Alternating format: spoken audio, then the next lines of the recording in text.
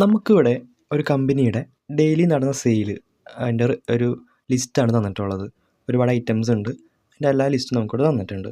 അപ്പോൾ അതിൽ നിന്ന് നമുക്ക് ഒരു പ്രൊഡക്റ്റ് എത്ര എണ്ണം വെച്ച് വിറ്റ് പോയി എന്ന് കണ്ടുപിടിക്കണം.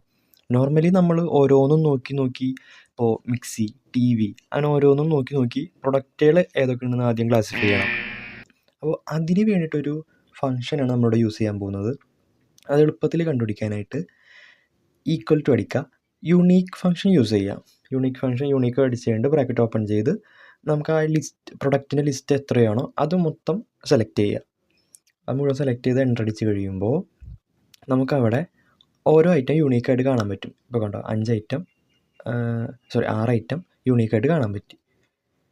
അടുത്തത് ഇതിൻ്റെ ഒക്കെ ക്വാണ്ടിറ്റി കണ്ടുപിടിക്കണം. അത് നമ്മളിപ്പോൾ ഓരോന്നെടുത്ത് എണ്ണി ചെയ്യേണ്ട ആവശ്യമില്ല. അതിനൊരു function equal to count if use ചെയ്തിട്ട് ആ പ്രൊഡക്റ്റുകൾ മൊത്തം സെലക്ട് ചെയ്യുക.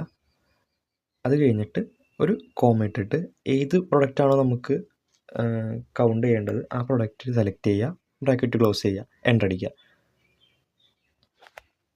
കണ്ടില്ലേ 2 എന്ന് വന്ന് ആ നേരെ ഡ്രാഗ് ചെയ്ത് താഴത്തേക്ക് ഇട്ടാൽ ഓരോ പ്രൊഡക്റ്റിൻ്റെയും സെയിൽസ് ക്വാണ്ടിറ്റി നമുക്ക് കാണാൻ പറ്റും.